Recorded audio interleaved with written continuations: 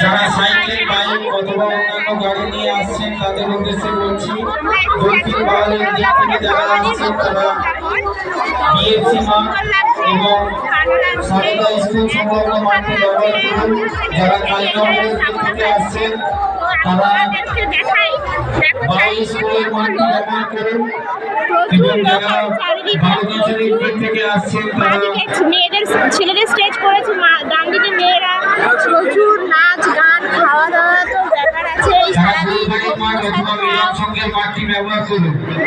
যদি ভলেন্টিয়ার্সকে বলছি স্টেজে দুটো চেয়ার দিয়ে যাওয়ার জন্য অফিস থেকে দুটো চেয়ার স্টেজে দিয়ে দাও। আর সঙ্গীতার উদ্দেশ্যে বলছি সিঙ্গারকে নিয়ে মঞ্চে চলে এসো, আমাদের মিউজিশিয়ানরা প্রস্তুত হয়ে গেছে,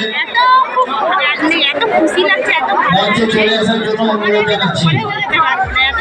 দুজন ভলেন্টিয়ার্স দুটো চেয়ার নিয়ে স্টেজে চলে এসো।